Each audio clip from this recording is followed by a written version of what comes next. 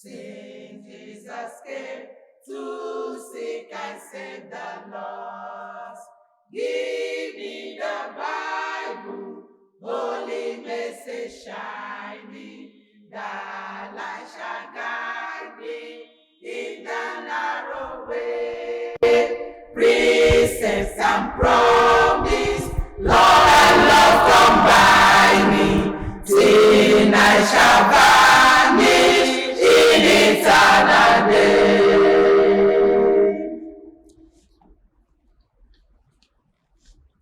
Give me the Bible when my heart is broken, when sin and greed have filled my soul with fear. Give me the precious word by Jesus spoken, word of faith now to show my Savior near. Give me the Bible, holy message shining, that light shall guide me in the narrow way. Precepts and promise, Lord and love combine me, till I shall vanish in eternal day. Give me the Bible, all my steps enlighten. Teach me the danger of this race below. That lamp of safety, oh, the moon shall brighten. That light I know, that path of peace can show. Give me the Bible, holy message shining, that light shall guide me in the narrow way. Precepts and promise, Lord and love combine me, till I shall vanish in eternal day. Give me the Bible, holy message shining, that light shall guide me in the narrow way. Precepts and promise, Lord and love combine me, till I shall vanish in eternal day.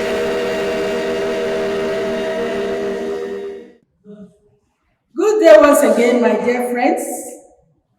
I'm happy to be with you this day. My name is E.J. Rose, and you are welcome to today's Bible study titled Eternal Life as God's Sons and Daughters. Wonderful topic. Let us pray. Lord Jesus, we, your children, we have come together again to hear from your throne of grace. Please, Lord, help us.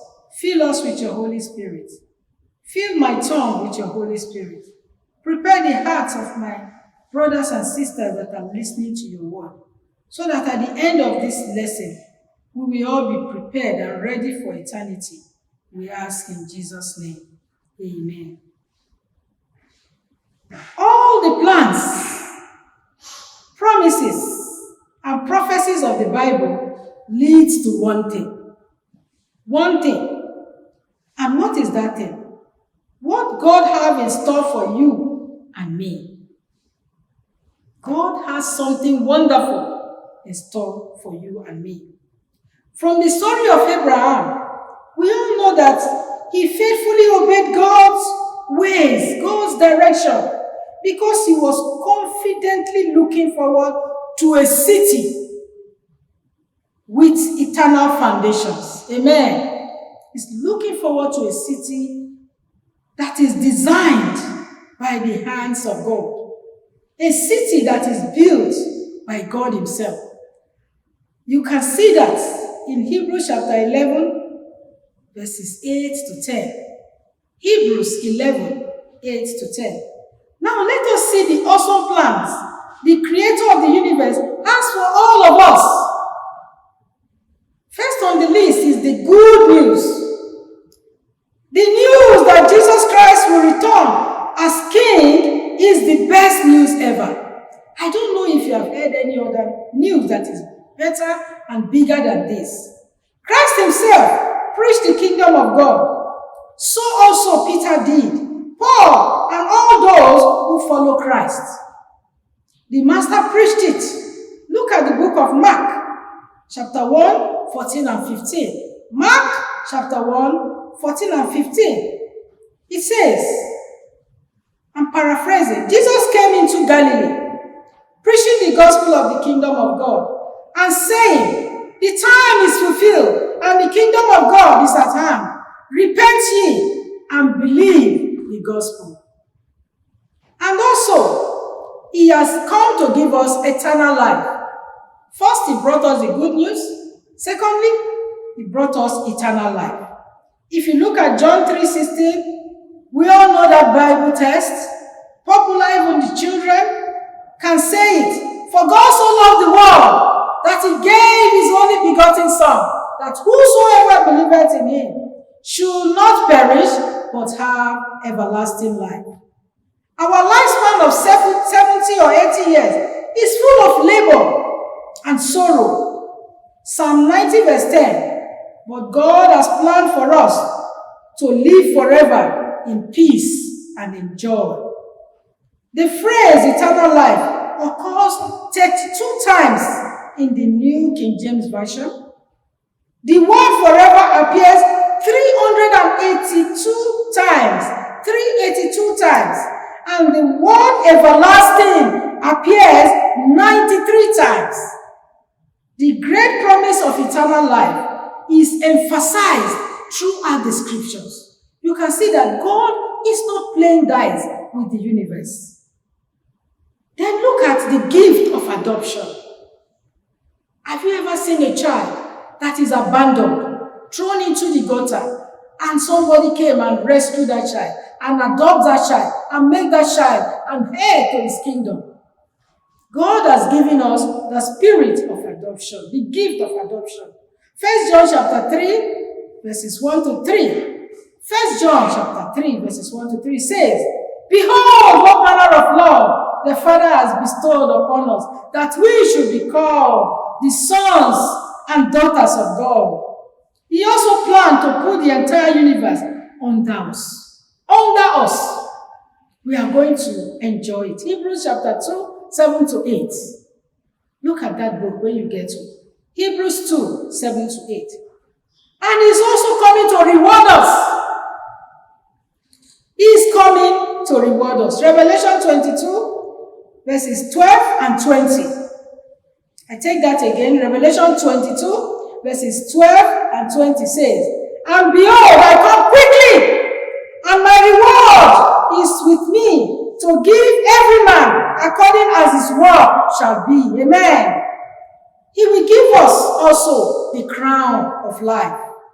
Hallelujah. The Lord is going to give us the crown of life. As many of us that will do his will. Look at Revelation chapter 2 verse 10. I repeat, Revelation chapter 2 verse 10. What will happen to the wicked? That is, those who reject Jesus Christ. If you look at Revelation 26, 14 to 15, you will see what the Lord is saying there. I repeat, Revelation 26, 14 to 15. Blessed and holy is he that has part in the first resurrection. Meaning there is going to be two resurrections. But if you are taking part in the first resurrection, you are already what? Blessed. Because you are sure of eternity. And then, on such, the second death has no power. But they shall be priests of God and of Christ. And the second death has no power, but shall be priests of God and Christ, and shall reign with him 1,000 years. Hallelujah. What will the new heaven and earth be like? In Revelation 21, verses 1 to 15. Revelation 21, verses 1 to 15. And I saw a new heaven and a new earth. For the first heaven and the first earth were passed away, and there was no more sea. And I, John, saw the holy city, New Jerusalem, coming down from heaven, prepared as a bride adorned for her husband. Amen. And God shall wipe away all tears from their eyes, and there shall be no more death, neither sorrow, nor crying, nor weeping. There shall be no more pain, for the former things have passed away. What a war. Where will the New Jerusalem be? Revelation 21, 10 to 11. Revelation 21, 10 to 11. It goes, and also 22 to 27, but I will take just a few. And he carried me away in the spirit to a great and high mountain, and showed me that great city, the holy Jerusalem, descending out of heaven from God, having the glory of God. Amen. Will the dominion of God's family be limited to earth? Revelation 21 verse 7 says, he that overcometh shall inherit all things. Is that not wonderful? And I will be his God, and he shall be my son.